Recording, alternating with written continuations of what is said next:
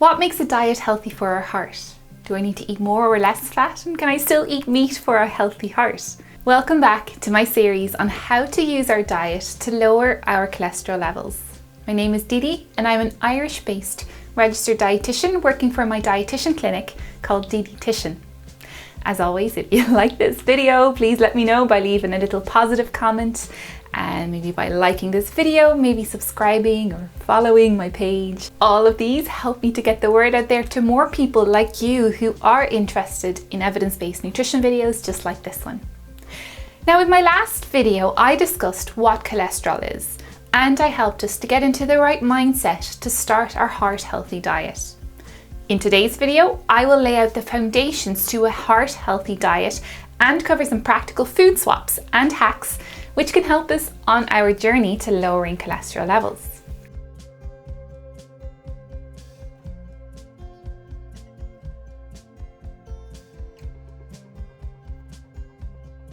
This Heart Healthy Diet Foundation is largely based on the Heart UK programme called the Ultimate Cholesterol Lowering Plan.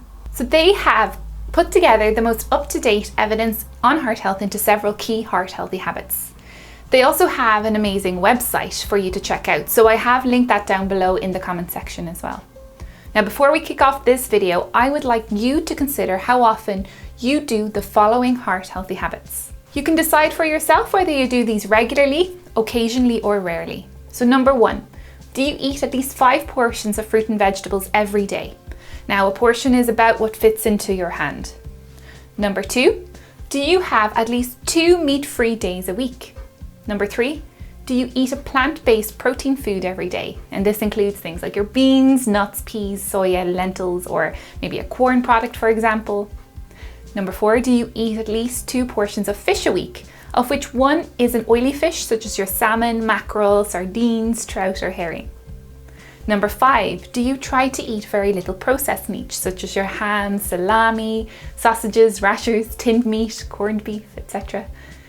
Number 6, do you eat whole grain foods every day, such as brown bread, brown pasta, whole grain breakfast cereals, oats, brown bread, brown rice?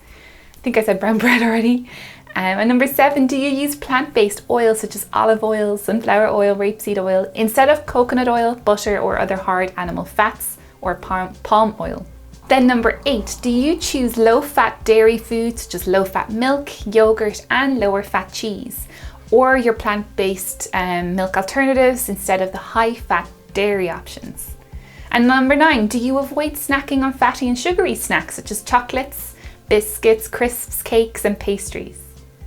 Number 10, do you usually avoid high-fat and salty fast foods and takeaways such as fish, chips, kebabs, creamy curries, fried chicken, tacos, and sandwiches with mayo? Number 11, do you usually choose water or diet sugar-free drinks instead of sugar-sweetened drinks or fruit juice? Now, listening to all of those, which heart-healthy habits do you do regularly already? Because many of us do some of these habits quite naturally, and that is really important to take into account. Now, which habits do you find yourself doing less often? If we just focus on tackling 1 or 2 of those habits at a time, we can continue to build an even stronger heart healthy foundation. So today I would like you to pick one of these to work on over the next week or 2. And if you want to run through any of those habits again to help you pick, you can rewind the video or you can check out my website, again linked below, for a handy checklist of them all. Now, each of the heart healthy habits on our checklist is linked to a proven and well-researched diet pattern that is known to reduce our cholesterol levels and therefore also reduce our risk of heart disease and stroke. Now let's take a closer look at these habits in more detail. Firstly, we'll look at heart healthy fats because the cholesterol in our blood that is affected by our diet can come from 2 places. Firstly, a very small amount of the cholesterol can come from actual cholesterol found in the foods we eat. Now, these higher cholesterol foods include things like your eggs, shellfish, and liver. However, interestingly, we do find that the cholesterol in the food we eat only has a small effect on our blood cholesterol levels. The majority of our blood cholesterol comes from saturated fats and trans fats. This is because these types of fats cause our liver to produce more cholesterol. Unsaturated fats can actually help to reduce our cholesterol levels and can therefore improve the balance between the LDL and the HDL cholesterol. Remember, we spoke about those in the other video. Now, what are the different types of fats? Trans fats are first, and these are often found in processed foods that have been heated to a high temperature over a longer period of time. Such foods include your fried foods, cakes and biscuits. Next, we have saturated fat, which is often found in animal foods, including full-fat dairy, butter, the fat in the chicken skin, pork rind, fat in mince and cream. Now, coconut oil is also a saturated fat. We then have monounsaturated fat, which is often found in olive oil, nuts and seeds. And we've got our polyunsaturated fats, which are often found in oily fish, such as your salmon, herring, trout, mackerel, maybe sardines. Now, some key diet changes you could make to build on a diet full of heart-healthy fats are: eat oily fish at least once a week and aim for fish in general twice a week. Swap from animal fats to olive oil or sunflower oil or even rapeseed oil in your cooking. And consider snacking on nuts and seeds rather than processed foods and biscuits. Also consider choosing low-fat dairy rather than full-fat dairy foods, and remove any visible fat off your meat, poultry foods, and drain any fat that comes out when cooking. Another thing you can try is to choose to have several meat-free days in general a week, and cut down especially on processed meats. These are your salami, sausages, rashers, tinned meats, and your ham. Now, another important habit is to focus on getting your 5 a day of fruit and veg. Many of us struggle with getting in enough of our greens and our reds and our oranges and yellows. But yes, increasing our fruit and vegetables in our diet has been linked to heart healthy benefits. Not only do they help us to feel fuller for longer, and so we are less likely to snack on higher fat foods, but their fibre content can help to reduce cholesterol levels.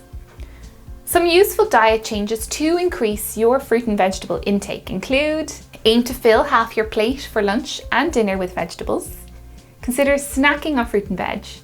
Maybe add in a small glass of fruit juice to your breakfast. Just don't aim for more than 1 glass a day, as it is somewhat higher in free sugars than fresh fruit.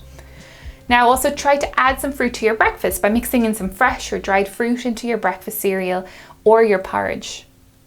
Consider bulking up your sauces and stews with plenty of veg, and again, frozen does count too. Now, another important habit is to choose whole grain and healthy carbohydrates every day. Whole grain carbohydrates are higher fibre carbs that include the husk and the germ of the grain, as well as the starchy part. Often white flour or more processed foods, such as your pastries, white bread and biscuits, have had the husks and the germs removed from the grain, leaving only the starchy inner part of the grain. Now, whole grain foods can include brown bread, brown pasta, whole grain breakfast cereals, and quinoa. The husk of the grain is high in fibre and can help your digestive tract to stay healthy. The germ of the grain is equally important, as it is a good source of healthy fats and vitamins. Now, other healthy carbohydrate foods include your potatoes with the skin on, brown rice, and yams. Some heart healthy ways to include more of these healthy carbs include: swap your white or lower fibre options for a higher fibre option, such as choosing your brown pasta instead of white, and whole grain bread instead of white bread. Choose new potatoes and potatoes with their skin on for an extra fibre boost. Another option is to opt for higher fibre breakfast cereals, such as your porridge, Weetabix or bran flakes. Now, another important heart healthy habit is to choose to eat more plant-based protein and opt for less meat. Meat and poultry are a source of saturated fat. Hence, we recommend to look at reducing your intake of meat, especially the red meat and processed meats. Choosing a meat-free day on 1 or 2 days a week may be beneficial for our heart health. Opting for more plant-based proteins, such as pulse vegetables, including things like your beans, lentils and peas, has been linked to a reduced cholesterol level, and they are a great source of fibre too. Nuts are also a useful plant-based protein, with links again to reducing cholesterol levels. Now, we will discuss these in more detail in our next video. Now, another important habit to consider is to try and reduce your intake of foods high in salt, sugar and fat. These foods often contain trans fats and saturated fats, which are linked to increasing our total and LDL cholesterol levels. Higher sugar diets are also linked to higher triglyceride levels. Cutting down on these foods can help to reduce our cholesterol levels and can also help us to maintain a healthy weight. Another habit is to aim to hydrate using healthy options. So choose water more often. Water is naturally calorie free and is a great option to stay hydrated. Also choose a sugar-free or diet drink to replace your higher sugar beverages if needed, and opt for no more than 1 glass of juice a day. Now that summarizes our heart healthy habits for today. I hope you found today's summary useful. Do get in touch with a comment or a little private message if you have any further questions at all on this topic, and keep your eyes peeled for the next videos coming out soon. And I still have a few slots left as well in my one-to-one virtual clinic if you'd like to learn more about how these tips, and of course several other of my heart healthy hacks, can fit into your diet and your lifestyle. So thanks so much for watching, and I will see you again in my next video. Bye!